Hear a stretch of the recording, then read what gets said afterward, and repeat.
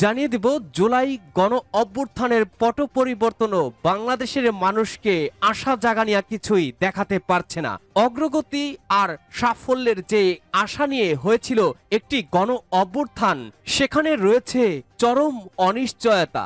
সারা দেশে চলছে চরম অস্থিরতা। রাজনৈতিক পট পরিবর্তন হলেও অগ্রগতি আর সাফল্যের কোনো আশাই দেখা যাচ্ছে না। কঠিন এক চ্যালেঞ্জের মুখে পড়তে হচ্ছে বাংলাদেশকে। বর্তমানে অন্তর্বর্তী সরকারের দায়িত্বে থাকা ব্যক্তিদের উপরে আস্থা রাখতে পারছে না দেশের সাধারণ মানুষ।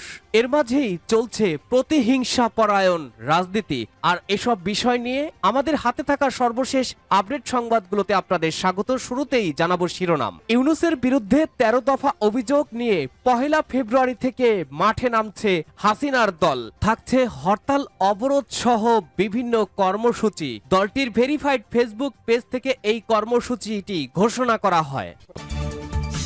এদিকে প্রধান উপদেষ্টাকে হিউম্যান রাইটস ওয়াচের রিপোর্ট, জুলাই অভ্যুত্থানে হাসিনার প্রত্যক্ষ নির্দেশে গুম ও খুন হয়েছে।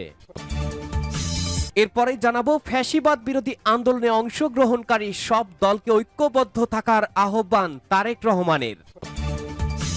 জানিয়ে দেব আওয়ামী লীগের কর্মসূচিকে অনুশোচনাহীন এক নারীর আত্মচিৎকার বললেন রিজভী আহমেদ। এরপরেই থাকবে ছাত্র শিবিরের প্রকাশনায় মুক্তিযোদ্ধাদের অবমাননা। মুক্তিযুদ্ধকে নিয়ে অত্যন্ত আপত্তিকরভাবে বর্ণনা করা প্রকাশনার তীব্র প্রতিবাদ জানিয়েছে জাতীয়তাবাদী ছাত্রদল। অবিলম্বে এটি প্রত্যাহার এবং জাতির উদ্দেশ্যে ক্ষমা চাওয়ার আহ্বান। এবং সর্বশেষ জানাবো ফেব্রুয়ারিতে হরতাল সহ 5টি কর্মসূচি ঘোষণা আওয়ামী লীগের। 6 মাস না যেতেই আওয়ামী লীগ কিভাবে কর্মসূচি দেয়, প্রশ্ন সার্জিস আলমের। শুনছিলেন সর্বশেষ আপডেট বাংলা সংবাদগুলোর শিরোনাম। এবারে বিস্তারিত। আজকের সংবাদ সম্পর্কে আপনার মূল্যবান মতামত লিখে জানান। জানিয়ে দিন কোন স্থান থেকে আমাদের এই সংবাদ শুনছেন অথবা দেখছেন। ভিডিওটি ভালো লাগলে লাইক, কমেন্ট, শেয়ার করে সবার আগে সবশেষ আপডেট সংবাদ পেতে চ্যানেলটি সাবস্ক্রাইব করে পাশের বেল বাটনে প্রেস করুন।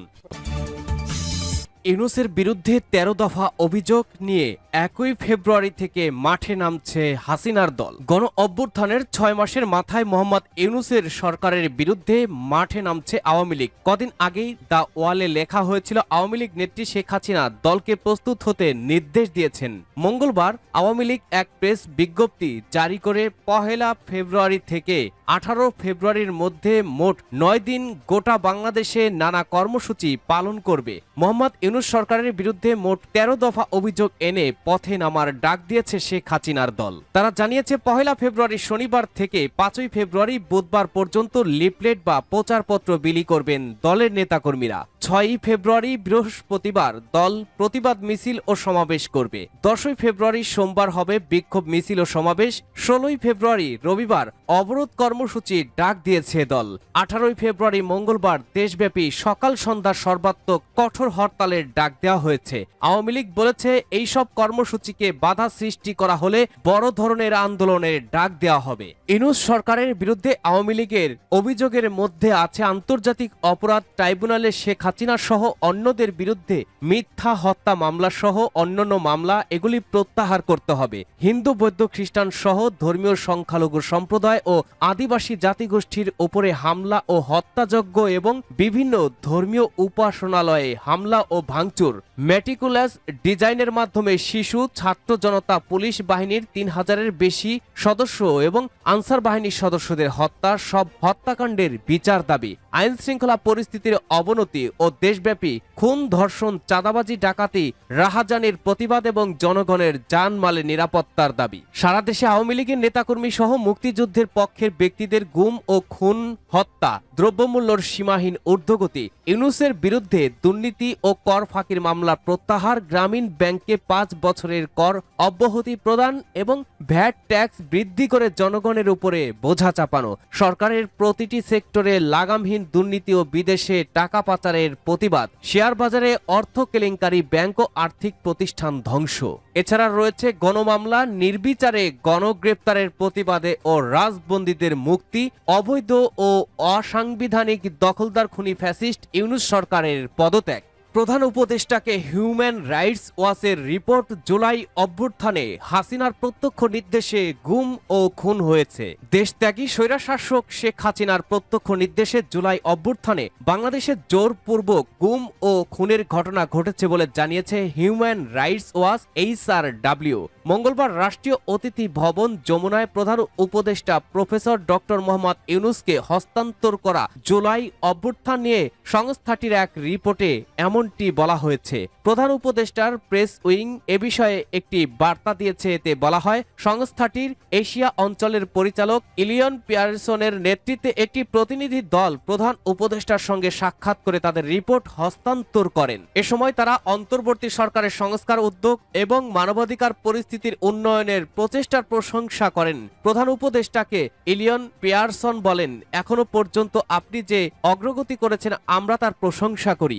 জুলাই আগস্ট গণ অভ্যুত্থান সময়ের মানবাধিকার পরিস্থিতি তুলে ধরে তিনি বলেন, বাংলাদেশের সাধারণ মানুষ এখন জীবনের প্রতিটি ক্ষেত্রে মানবাধিকারের গুরুত্ব উপলব্ধি করছে। ওই সংস্থাটি র্যাপিড অ্যাকশন ব্যাটালিয়ন র্যাব বিলুপ্ত করার সুপারিশ করে তুলে ধরেছে। বলেছে, গুম ও হত্যার জন্য দায়ী কর্মকর্তাদের অপরাধের জন্য জবাবদিহিতার আওতায় আনা উচিত। তিনি বলেন, এখানে জবাবদিহিতা থাকা জরুরি। প্রধান উপদেষ্টা বলেন, স্বৈরাচার শেখ হাসিনা শাসন আমলের কঠিন পরিস্থিতির মধ্যে মানবাধিকার সংস্থা হিউম্যান রাইটস ওয়াচের যে প্রচেষ্টা ছিল গত 16 বছর, আপনাদের প্রতিবেদনগুলোতে 16 বছরের এক নায়ক শাসন আমলের ব্যাপক অপরাধ উন্মোচনে সহায়ক হয়েছে। প্রধান উপদেষ্টা বলেছেন, র্যাব তাদের অপরাধের জন্য প্রকাশ্য ক্ষমা চেয়েছে, তবে বিচার বহির্ভূত হত্যাকাণ্ড এবং গুমের জন্য দায়ী ব্যক্তিদের বিচারের মুখোমুখি হতে হবে এবং শাস্তি পেতে হবে। পিয়ারসন বলেন, 2009 থেকে 2024 সাল পর্যন্ত শেখ হাসিনার শাসন আমলে নিরাপত্তা বাহিনী রাজনৈতিকভাবে প্রভাবিত ছিল এবং তারা শাসক দলের ক্যাডারের মতো আচরণ করত। এজন্য প্রাতিষ্ঠানিক সংস্কার প্রয়োজন। ফ্যাসিবাদ বিরোধী আন্দোলনে অংশগ্রহণকারী সব দলকে ঐক্যবদ্ধ থাকার আহ্বান তারেক রহমানের। বিএনপির ভারপ্রাপ্ত চেয়ারম্যান বলেছেন, বিএনপির 31 দফা কেবল দেশ ও দেশের মানুষের জন্য। 31 দফার মাধ্যমে আমরা দেশের মানুষের শুভ পরিবর্তন ঘটাতে চাই, যেটি মানুষ প্রত্যাশা করে। এই পরিবর্তন কোনো জাদু বা ম্যাজিক নয় যে বলবো আর হয়ে যাবে। এজন্য জনগণের আস্থা ধরে রাখার জন্য নিজেদের পরিবর্তন করতে হবে, আমাদের মন মানসিকতার পরিবর্তন ঘটাতে হবে। তাই আমাদের ভাবনায় শুধুই জনগণ, জনগণ ও জনগণ। শুধু তাই নয়, এই 31 দফা বাস্তবায়নের মাধ্যমে আমরা সকল জুলুম নির্যাতনের প্রতিশোধ নেব। তিনি বলেন, আমি প্রতিবারই বলছি, সামনের পথ মোটেও মসৃণ নয়। বিএনপির বিরুদ্ধে দেশি বিদেশি ষড়যন্ত্র করা হচ্ছে। এই সকল ষড়যন্ত্র মোকাবেলা করে আমাদের ঐক্যবদ্ধ থাকতে হবে। জনগণের আস্থা নষ্ট হয় এমন কোনো কাজ করা যাবে না। মানুষের আস্থা ও ভালোবাসা অর্জনে দলের নেতাকর্মীদের এক থাকতে হবে। বিএনপির লাখ লাখ নেতাকর্মীকে এখন থেকেই প্রস্তুতি নিতে হবে। এ সময় তিনি আরো বলেন, জুলাই গণ অভ্যুত্থানের শহীদ ও গত 16 বছর গুম খুনের শিকার ভুক্তভোগী পরিবারের যারা আন্দোলন সংগ্রামে শহীদ হয়েছেন তাদেরকে রাষ্ট্রীয় মর্যাদা দেওয়া হবে। তালিকা করে শহীদ ও আহতদের খোঁজ খবর নেওয়া হবে। আমরা বিগত দিনগুলোতে দলীয়ভাবে এসব পরিবারের পাশে দাঁড়িয়েছি। ক্ষমতায় গেলে রাষ্ট্রীয়ভাবে কাজ করার চেষ্টা করব। জুলাই গণ অভ্যুত্থানের শহীদদের স্মরণে নিজ নিজ এলাকার সরকারি স্থাপনার নামকরণ করা হবে।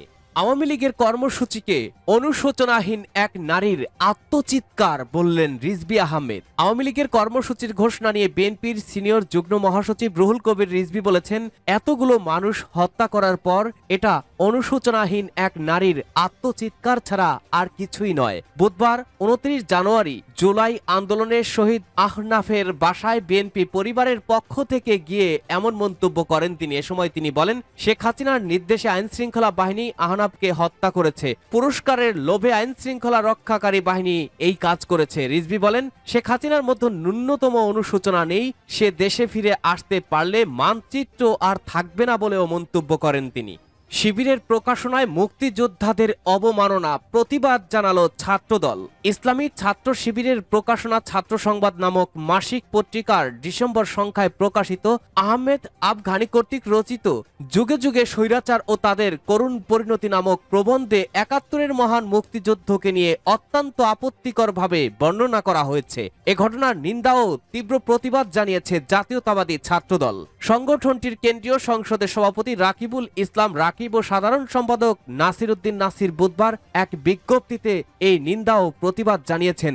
ছাত্র দলের দপ্তর সম্পাদক জাহাঙ্গীর আলম স্বাক্ষরিত বিজ্ঞপ্তিতে বলা হয়, আহমেদ আফগানির প্রবন্ধে বলা হয়, অনেক মুসলিম না বুঝে মুক্তিযুদ্ধে জড়িয়ে পড়েছিল, এটা তাদের ব্যর্থতা ও অদূরদর্শিতা ছিল, আল্লাহ তাআলা তাদের ক্ষমা করুন। এই ছাত্র সংবাদ পত্রিকাটি ছাত্র শিবির কর্তৃক প্রকাশিত ও শিবিরের কেন্দ্রীয় সভাপতি কর্তৃক সম্পাদিত একটি প্রকাশনা। বিজ্ঞপ্তিতে বলা হয়, স্বাধীনতার দীর্ঘ 50 বছর পরে এসেও নিজেদের দলীয় প্রকাশনায় মহান মুক্তিযুদ্ধে অংশগ্রহণ করাকে ভুল ও অদূরদর্শিতা হিসাবে প্রচার করা এবং পাপ কাজ মনে করে ক্ষমা প্রার্থনা করা একটি গর্হিত এবং ন্যাক্কারজনক ঘটনা। প্রকৃতপক্ষে মহান স্বাধীনতা যুদ্ধ কোনো ধর্মযুদ্ধ ছিল না, এটি ছিল অত্যাচারী, জালিম, দখলদার পাকিস্তানি হানাদার বাহিনীর নির্বিচারে গণহত্যার বিরুদ্ধে মজলুম বাংলাদেশিদের প্রতিরোধের যুদ্ধ।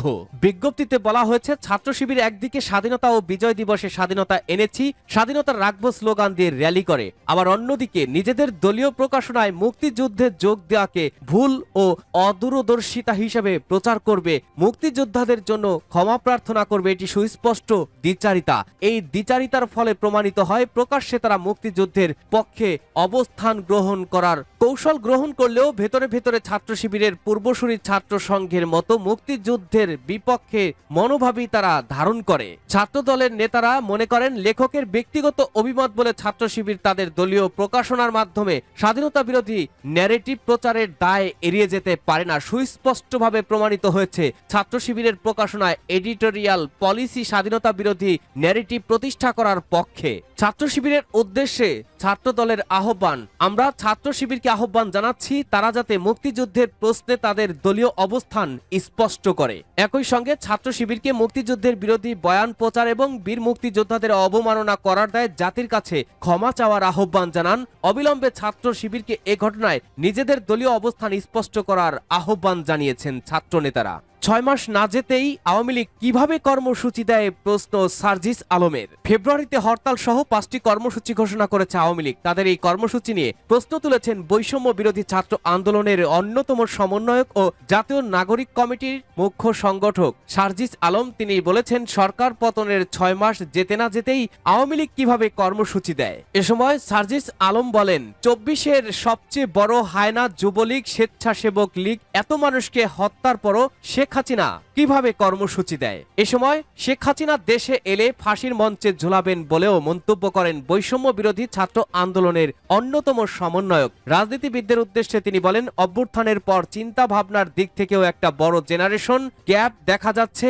আমরা যেভাবে চাই সেভাবে তথাকথিত রাজনীতিবিদরা ভাবছেন না। কে মানুষের জন্য ভালো বা কে দেশের জন্য ভালো তারা এটা ভাবেন না। তারা ভাবেন, যাকে বসাচ্ছি সে আমার ম্যান কিনা, যাকে বসাচ্ছি সে আমার স্বার্থ সার্ভ করবে কিনা। রাজনীতিবিদদের মানসিকতা নিয়ে তিনি বলেন, তো কুল্ট পলিটিশিয়ানরা এই জেনারেশনকে তাদের জন্য থ্রেট মনে করছেন, কারণ ইয়ং জেনারেশনের কালচারের সঙ্গে তারা খাপ খাওয়াতে পারছেন না, মানসিকতার সঙ্গে মিল রাখতে পারছেন না।